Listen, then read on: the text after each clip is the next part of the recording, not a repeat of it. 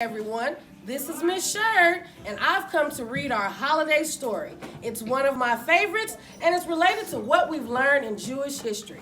It's called Hershel and the Hanukkah Goblins.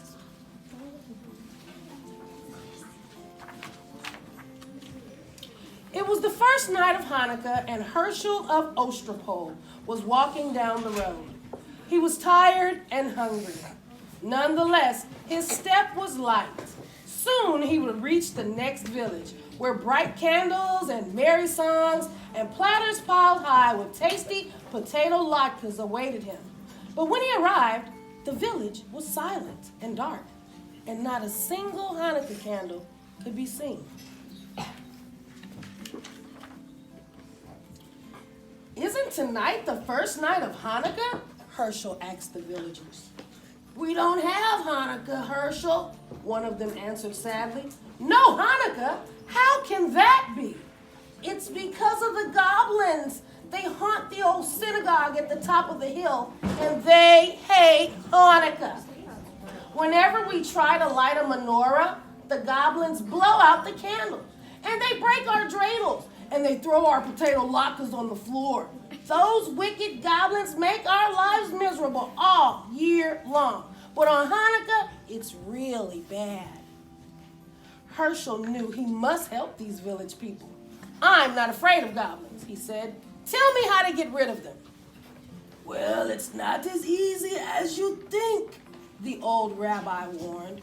"You must spend 8 nights in the old synagogue. The Hanukkah candles must be lit each night. On the 8th night, the king of the goblins will light them himself. That is the only way to break their power." "I'm not afraid, Rabbi," Hershel said. "And if I can't outwit a few goblins, then my name isn't Hershel of Ostropol." The villagers wished Hershel good luck. They had no potato latkes to give him, so they packed several hard-boiled eggs for him to eat, along with a big jar of pickles. The rabbi gave Hershel a brass menorah, a package of candles, and a box of matches. Then the villagers said goodbye. No one expected to see Hershel ever again.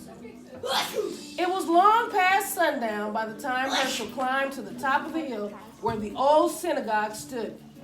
The crumbling building was gloomy and dark, and rusty hinges squealed as Hershel opened the door. Hershel shuddered. Well, he could believe goblins lived here. He put 2 candles in the menorah and set it on the windowsill. He struck a match and lit the shamas candle. He said the blessings and was about to light the other candle when he heard a voice. "Hey, what are you doing?" Hershel turned around. Here was a goblin, no bigger than a horsefly, with a long pointy tail and 2 little bat's wings hovering in the air. "I'm lighting Hanukkah candles," Hershel said. "Tonight is the first night of Hanukkah." "Oh, no, you're not. We don't allow Hanukkah around here." "Is that so?" said Hershel. "Who's going to stop me, a little pipsqueak like you?" I may be a little, but I'm strong," said the goblin. "Really? Can you crush rocks in your hands?" asked Hershel. The goblin laughed. "Crush rocks? You're joking. Nobody's that strong." "I am. Watch." Hershel took a hard-boiled egg from his pocket and squeezed it until the yolk and the white ran through his fingers. "That's how hard I'm going to squeeze you if you try to stop me from lighting these candles." The little goblin's eyes opened wide. Sensing the dim light, the egg actually looked like a rock. The little goblin shook with fear. "You better leave me alone," he squealed. "Gladly," said Hershel, "if you let me light my candles in peace." "Oh, all right," said the goblin. "One night won't make a difference, but you better not be here tomorrow. Big, scary goblins are coming, much bigger than I. And if they catch you lighting those Hanukkah candles, Oh, you'll be sorry. We'll see about that, Hershel said, and lit the first candle. Congratulations, you finished the first night. On the second night, another goblin appeared. This one was big and fat and green and waddled like a goose. Hershel finished the dinner of pickles and hard-boiled eggs. What? Have some pickles, he said to the goblin. Pickles? Here, catch. Hershel tossed him a sour pickle. The goblin caught it in his mouth and swallowed it. Pickles are good. Do you like them? I have plenty in this jar. Take all you want. The greedy goblin grabbed as many pickles as his claws could hold. But when he tried to pull his fist out of the jar, he couldn't. I'm stuck, The goblin shouted. you put a spell on the jar to hold me fast. Well, that's right, Hershel said, laughing. And it's a very powerful spell. You came here tonight to stop me from lighting Hanukkah candles, so now I'm going to light them while you stand there and watch with your hand in the jar. How do you like that? No, no, The goblin screamed. I hate Hanukkah. I think this is why they hate Hanukkah. Too bad. You'll have to get used to it, Hershel said. He said the blessings and lit the candles slowly. Then he sang his favorite Hanukkah songs.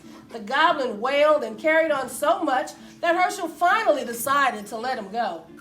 Shall I tell you how to break the spell? Yes, I can't stand it anymore. Let go of the pickles. Your greed is the only spell holding you prisoner. The goblin let go of the pickles. His hand slipped out of the jar easily. How that goblin raged. He had stood there with his hand in the pickle jar while Hershel lit the Hanukkah candles under his nose. The furious goblin stamped his foot so hard that he shattered into a million pieces, and the wind blew him away. The third night came. Hershel felt something watching him as he set the candles in the menorah. But instead of lighting them, he began playing with his dreidel. An hour passed. Hershel looked up. Sitting across the table was another goblin. This one had a fiery red face and two enormous horns. It's getting late, The goblin said. when are you going to light the candles? Oh, later. There's plenty of time, Hershel said and spun the dreidel. This is more fun, What are you playing with? the goblin said. Looks like a top. It's a dreidel. Don't you know about dreidels? No, Too bad. Dreidels are lots of fun. You can also make lots of money if you know how to play. really? The goblin was interested now. All goblins like money. This one was no exception. How do you play? It's very simple, Hershel said. But you must have gold. That's the first rule. Oh, I have plenty. Is this enough? The goblin asked. And poured a pile of gold coins onto the table. That's fine, Hershel said. Listen carefully now. This letter is shin. If it comes up, you give me a handful of gold. This letter is hay. If it comes up, you give me half of your gold. And this is gimel. If the dreidel falls on gimel, you give me all of your gold. Understand? Wait. There's one letter left. What about that one? Oh, that's none. And the dreidel, if the dreidel falls on none, then I don't give you anything. Okay, let's play. You ready? You go first. The goblin spun the dreidel, and the little top whirled round and round. When it fell, the letter on top was shin. Oh, too bad, Hershel said, taking a big handful of the goblin's gold. Try again. Maybe you'll have better luck. The goblin spun the dreidel once more. This time it fell on hay. Oh, this isn't your night, Hershel said, and helped himself to half of the goblin's gold. One more time. Your luck is bound to improve. Once again, the goblins spun. And this time, the dreidel landed on Gimel. Oh, too bad, said Hershel, and took the rest of the goblins' gold. Would you like me to spin? Yes, the goblin grumbled. He was very unhappy about losing his money. Hershel spun the dreidel. This time, the letter none was on top. Oh my! I don't give you anything. I get to keep all the gold. Say that was so much fun. Get some more gold. Let's play again. What about the Hanukkah candles? Oh, we can light them later. There's plenty of time. Not for me, Said the goblin. I'm leaving now. I don't like this game. I don't like Hanukkah, and I don't like you. Don't go, Hershel pleaded. I know lots of games. Stay a while. We'll have fun. Goodbye. The goblin spread his wings, swooped out of the door, and flew off into the night. And Hershel lit the candles all by himself. On the following nights, other goblins came. One had 6 heads, one had 3 eyes. All were terrible and fierce. They growled and roared and changed themselves into horrible shapes, and they tried to stop Hershel from lighting the Hanukkah candles, but Hershel outsmarted them all. Finally, the 7th night arrived, and 8 tiny candles flickered in the windowsill. Hershel sat back to enjoy their light. Where are the goblins, he wondered. Had they finally given up? Hershel felt sleepy, and his eyes closed. Suddenly, he sat up. He heard a horrible sound, a voice that sounded like the cracking of bones. Happy Hanukkah, Hershel of Ostrapol. Who is it? Who's there? Don't you know who I am, Hershel? Weren't you expecting the king of the goblins? The voice rose to a hurricane roar, and it ripped the shingles from the synagogue roof and shattered the windows. The Hanukkah candles reeled in the savage blast, but they did not go out. You're too early, Hershel shrieked. You're not supposed to be here till tomorrow. The great wind died down. Don't worry, Hershel.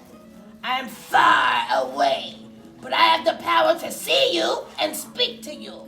Enjoy this Hanukkah evening, my friend. It will be your last. Tomorrow night, I will come for you. You fooled my slaves, the other goblins. Let's see if you can fool me.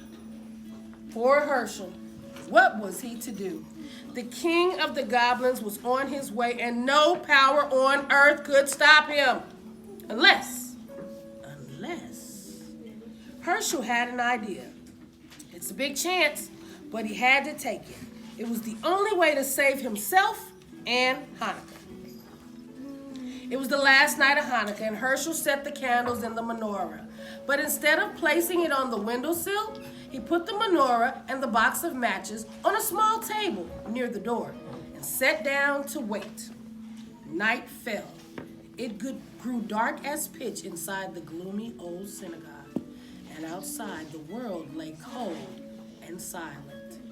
Suddenly, a great gust ripped the synagogue door right from its hinges, and the whole building shook, and a fearsome voice spoke, Hershel of Ostrapol. Did I hear something? It is I, the king of the goblins. Hershel laughed. Don't be silly. You're just one of the boys from the village. You're just trying to scare me. I am not a boy. I'm the king of the goblins. I'll believe it when I see it. Show yourself to me. Behold, I stand before you. Hershel tried not to look. Even in the darkness, he could see the outline of a monstrous shape filling the doorway, a figure too horrible to describe, and he pretended not to care. It's too dark. I can't see anything. There's a stick and some candles, some matches by the doorway. Why don't you light a few candles so I can see if you are who you say you are? Indeed, you shall. A match flared, and the shaman's candle caught flame. Hershel's blood turned to water at the awful sight before him. But he did not lose courage. Master of the world, he silently prayed, thou who created the heavens and the earth and the spirits of the air, stand by me now. Then he addressed the goblin. It's still too dark. What are you afraid of? There's plenty of candles. Why not just light them all? The hideous hand took the shaman's candle and lit the others one by one. Hershel felt himself growing faint, but he was forced to look. His eyes grew wider and wider as each candle caught flame. 6, 7, 8. The king of the goblins stood before him. Now, Hershel, do you know who I am? I know you're not Queen Esther. Very funny. Enjoy the joke. It will be your last.